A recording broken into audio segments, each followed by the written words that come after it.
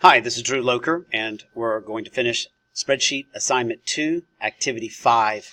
This will be Part 2, so if you're watching this video first, go back and watch Part 1 for Activity 5. We were just about done. We had just entered in the scholarships for Scholarship 1, 2, and 3. One of the ideas here is to apply for as many scholarships as possible, with the idea that you will win more than one.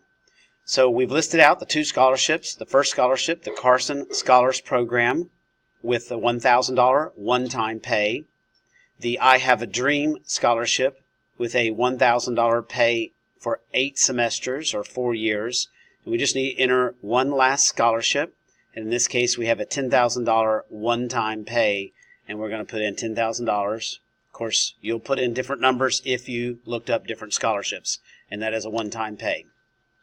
All right, the last number that we need to fill in is the starting value. How much money do you currently have saved?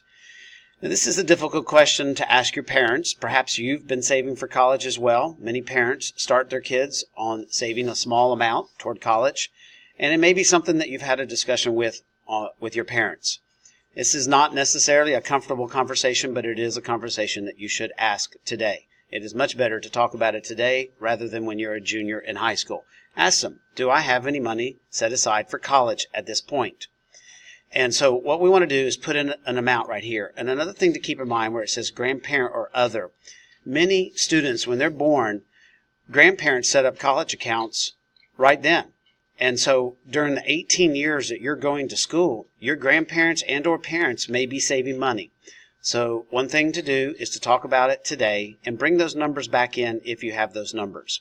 So let's say your parents already have or you have set aside $1,000.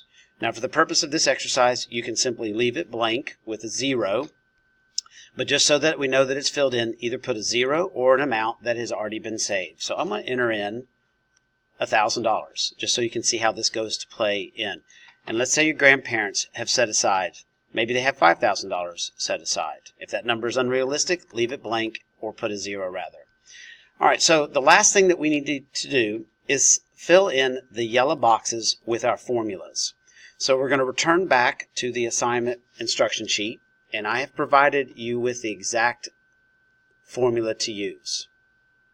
So the last step is to simply copy the formulas that I've provided for you, and if you've done everything correct up to this point, the cell numbers are going to automatically be correct. So in B2, we're going to copy the equal sign, the sum, the parentheses, the E2 times E3. We're going to copy that, Control C. And we're going to go back to our assignment. And we're going to paste it in B2. Then, alternate tab back, copy, and paste this into B4. And it's going to automatically calculate those formulas. Now I can see I just made an error on that.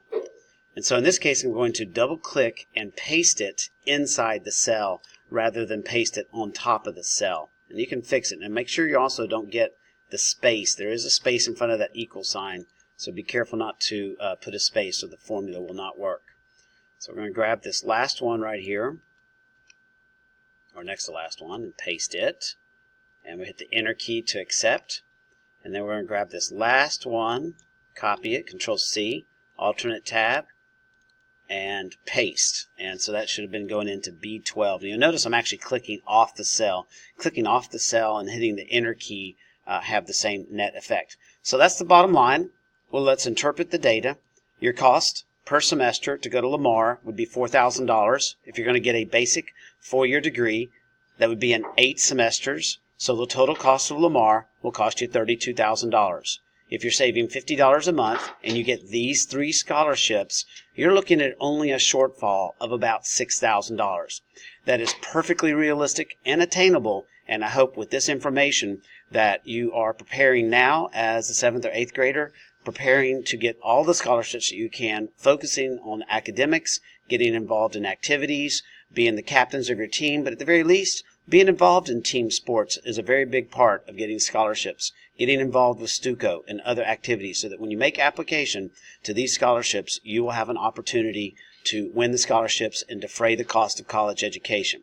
Now with that $6,000 right there, that would be an attainable number that you could earn working on campus. Most campuses have work-study programs where you can work up to 20 hours. Usually they're minimum wage jobs, but it does allow you to be in your department and in your field working on and toward an education degree and getting paid for it, possibly in the same department or field.